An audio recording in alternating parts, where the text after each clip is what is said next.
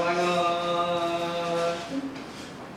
Assalamualaikum cikgu. Waalaikumsalam.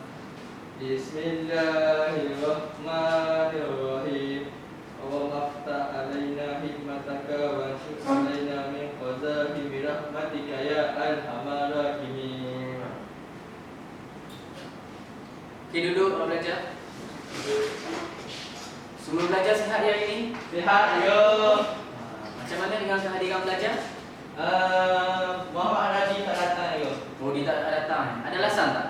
Covid yo. Covid. Betul. Macam ni memang biasa lah tu. Ya. Okey, kelas hari ni dah bersih ke? Tak apa nak bersih yo. Kenapa yo? Pastikan kelas bersih lah sebelum kelas start tu. Bagus buat. Dah bersih kan? Terima Dah bersih, kita terus masuk kepada tajuk kita hari ni lah. Okey, jadi dah tahu kan kita akan masuk tajuk ni hari ni? Dah tahu yo, dah tahu. Dah tahu, dia dah tahu lah. Tengok, ni baru duduk ni, ulang ngaji. Dia tak tengok buku kelas dulu tengok. Oh, patut lah. Okey. Jadi, sebelum saya terang lebih lanjut lah. Slide tak ada yo. Masalah teknikal lambat sikit.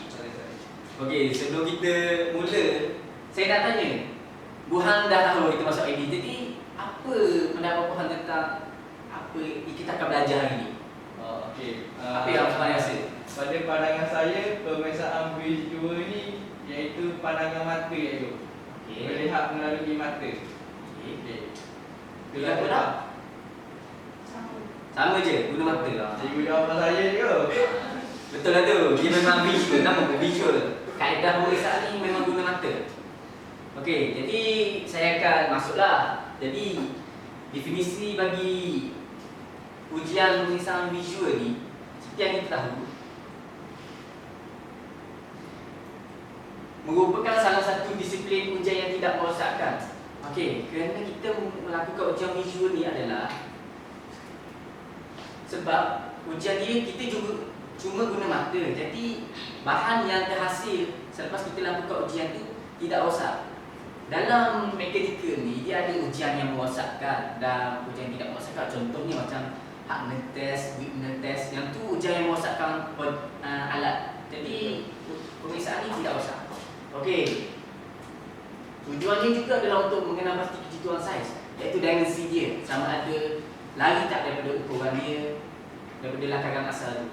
Okey, seterusnya adalah menyemak hasil kerja penilaian telah siap.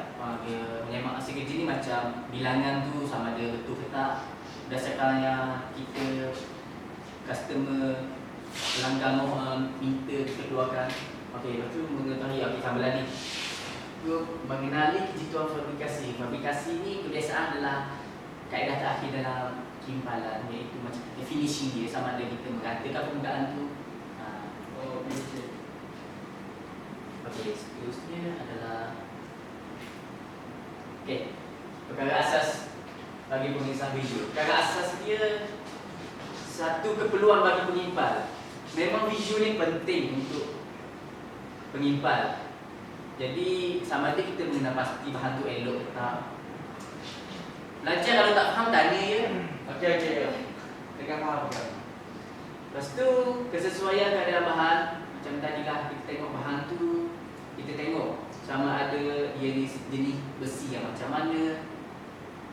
Jadi kita kena periksa dulu.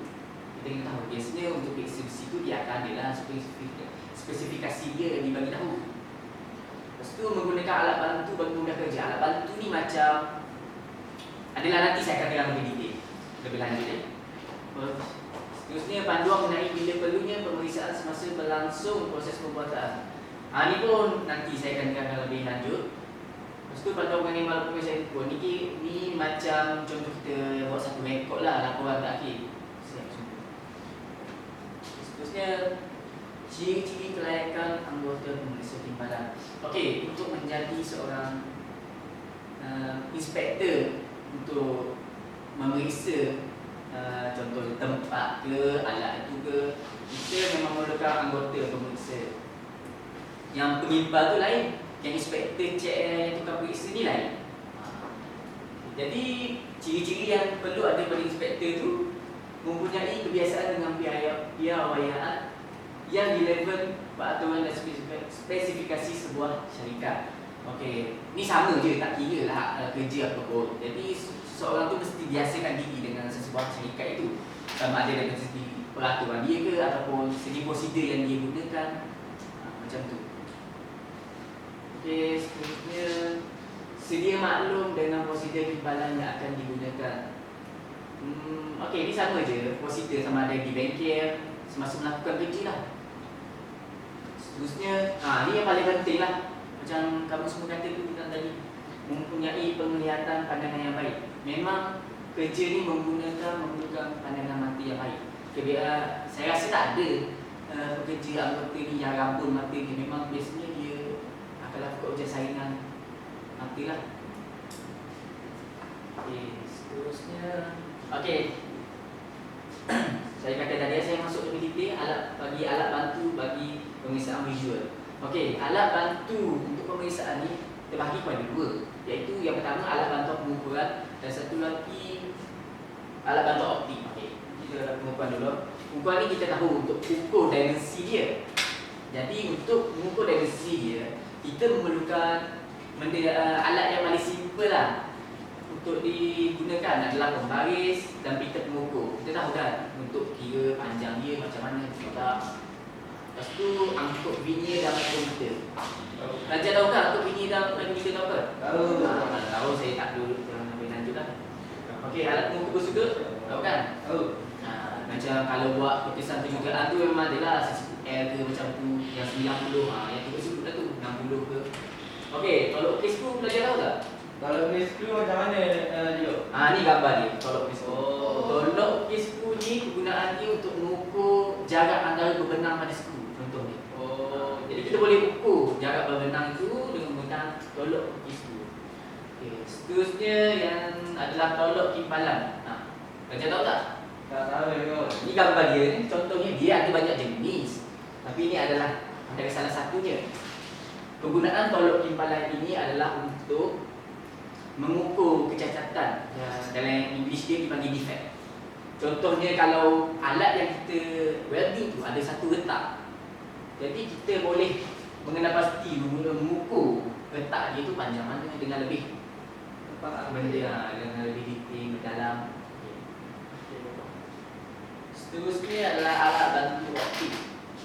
Untuk alat bantu optik ni seperti biasa kita menggunakan cermin dan kanta mata. Alat bantu optik ni alat yang tambahan bagi mata kita. Contohnya cermin. Contohnya alat kita mengimpas satu objek yang besar dan kita perlu ada satu bahagian yang belakang, contohnya kita tak nampak, jadi kita boleh gunakan cermin. Pantulan dia. Untuk kanta membesar ni, contoh objek kecil kita menjelaskan lagi kelihatan objek yang kecil. Untuk mikroskop ni macam itulah, objek yang sangat-sangat kecil, belajar tahu kan. Untuk air loop ni belajar tahu tak? Apa? Air loop ni biasanya contohnya macam kalau ada pelajar tengok buat emas buat emas. Pandai buat. Yang emas tu guna air loop. Dia nak kena pasti kualiti dia tu macam mana. Macam emas memang guna benda ni lah. Okey, flat optical belajar tahu tak yang gambar dia? Tahu tak apa tujuan dia, fungsi dia? Tak tahu juga. Flat optical ni kegunaan dia untuk kita mengenal pasti sama ada objek kita tu, alat kita tu, sama ada dia betul-betul rata ke tak. Kalau ada gelembung sikit kita boleh kesan guna air loop ni. Okey, yang ni saya lupa nak letak. Yang ni adalah optical comparator. Untuk boskop ni pelajar tahu tak apa boskop? Ni gambar dia. Pelajar rasa apa boskop ni? Saya masih terfikir. Apa boskop ni? Kegunaan dia macam mana? Ukur benda yang halus tu. Tak lubang yang tak dapat masuk di mata. Pandai. Betul lah tu. Contohnya dalam pipe. Kita tak nampak dalam pipe lah. Gelap. Dalam ni di ujung dia ni ada satu kamera, ada lampu. Jadi bila kita masukkan wire di dalam pipe, kita akan nampak image akan dikeluarkan di sini. Dia macam ada kamera lah. Itulah function boskop. Seterusnya Okey, perkara yang perlu diperiksa semasa proses menyimpan. Okey, proses ni ada 3, sebelum, semasa dan selepas. Okey, sebelum memulakan simpanan, anggota pemeriksa mestilah mengenal pasti atau memeriksa dari segi bahan dia, peralatan simpanan, persediaan menyimpan, kualifikasi penyimpan dan bahan simpanan. Okey. So, pelajar faham tak? Faham. Macam sebelum penyimpan ni, anggota pemeriksa tu, inspektor mesti cek lah sama ada penyimpan tu ada lesen tak, dia bertauliah tak dia ni. Sediaan tu macam alat dia daripada segi berfungsi dengan baik tak, bahan dia pula sama ada sesuai tak dengan bahan yang kita ingin nyimpankan. Sama lagi tu ganti IT ke apa, ganti jenis simpanan. Okey, seterusnya adalah semasa. Okey, semasa ni kita juga mestilah memeriksa tapak simpanan. Kita periksa juga sama ada dia ni basah ke, kering ke, kita kena ambil tahu semua kesesuaian tapak. Lepas tu proses menyimpan. Proses menyimpan memang penting lah. Kita ikut prosedur kita menyimpan tu. Untuk bahan simpanan, okey, sama je macam sebelum ni saya cakap, bahan tu cukup ke tak, bersesuaian ke tak. Untuk parameter simpanan ni, diameter dia tu sama ada betul ke tak, kejituan saiz dia kita guna tu. Untuk pengesahan produk ni sama je macam fabrikasi, sama ada dia kisar last kali tu finishing dia okey tak, cantik ke tak. Okey, dan selepas selesai simpanan adalah kita meneliti penampilan produk simpanan, sama ada ini cantik tak ke, boleh nampak dengan mata kita. Bukan mengantuk Tak ada ke? Tengah fokus ni. Mengantuk dia. Okey, selain itu memeriksa dimensi produk. Kita tahu dimensi ni ukuran dia lah, seperti saya cakap tadi. Dia lebih kurang je sebelum semasa ni, kurang je ada yang sama. Seterusnya dalam memeriksa lukisan asal produk. Okey, kita tengok blueprint dia, lukisan belakangan dia. Menepati piawaian tak? Macam tu. Lepas tu membaiki jika ada kerosakan atau keretakan kita nak baik boleh balik. Lepas tu melakukan ujian dia dulu. Ujian ni kalau macam written test tu, kalau kita nak tengok kekerasan dia nak pergi mungkin akan rosak lah produk itu tu.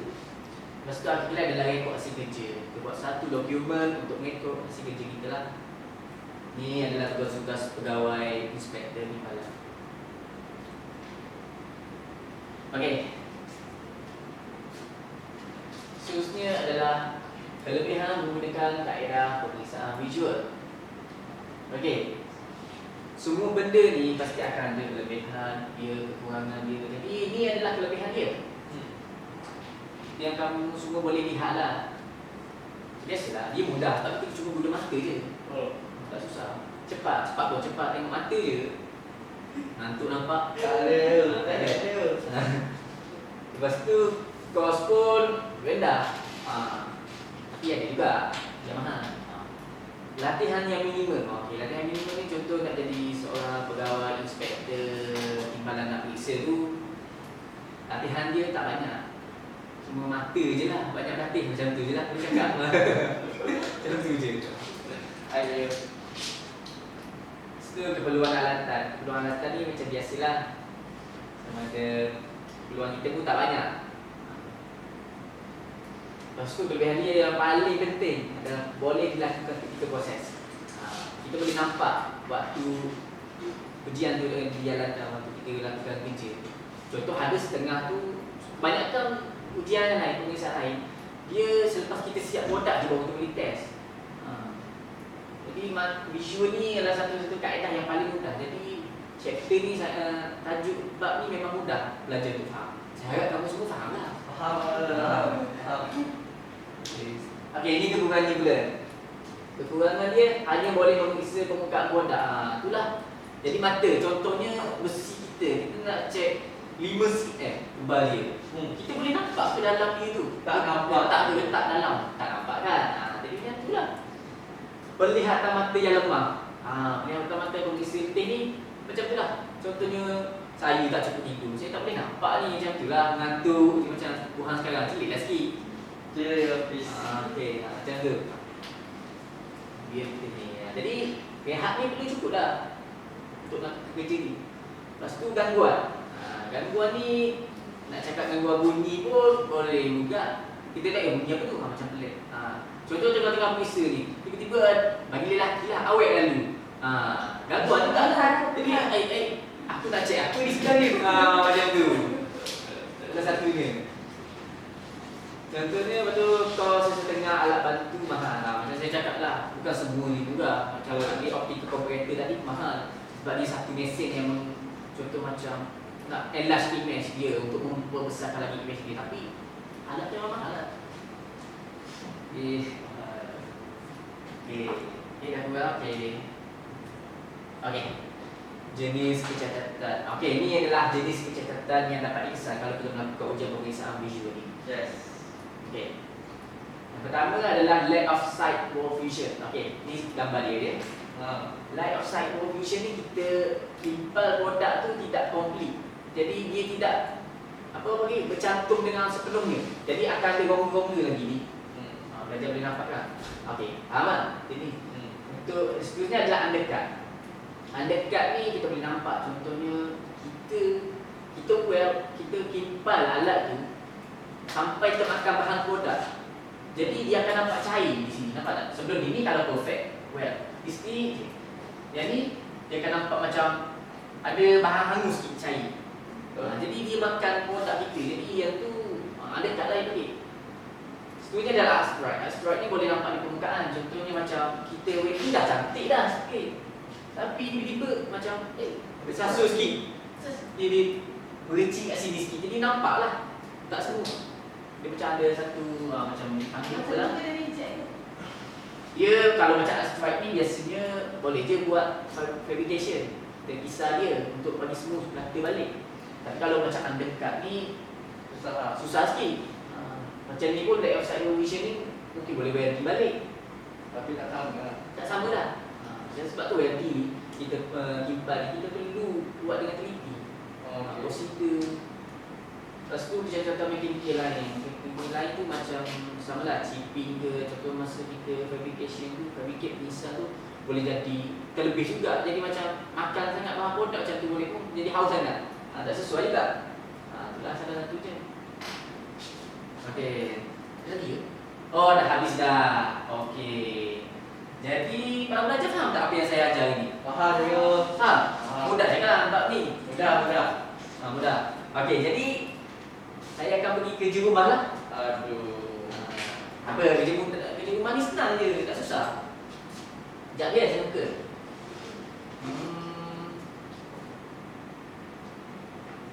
Saya harap tak nampak jawapan lah sebab saya buat sekali dengan jawapan ni.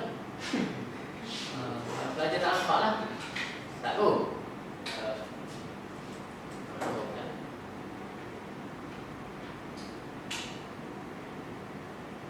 Ya. Ni. Okey. Belajar salin dia. Buat minggu depan saya nak. Okey, yang pertama nyatakan dua syarat keperluan bagi pemeriksa kimpalan. Senang je, nyatakan je, bukan huraikan apa pun. Kan? Yang kedua, jelaskan dua perkara yang harus diperiksa sebelum kerja menyimpal dijalankan. Senang je. Apa dua perkara? Senang je. Buat ayat sikit je, tak susah. Dua akar. Yang seterusnya, senaraikan 3 jenis alat bantu bagi ujian visual. Tak kira lah, kumpulan ke, alat bantu optik ke, sesuai. Atas kesesuaian lah. Banyak jenis. Tulis je. Apa? Senang je, tak susah.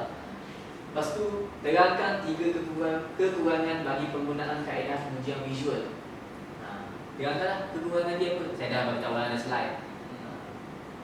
Jadi, ni jawapan. Tak boleh tengok. Boleh lah. Okey, jadi sampai situlah kelas saya ya. Saya harap semua pelajar faham. Kalau tak faham, bolehlah datang tadi saya.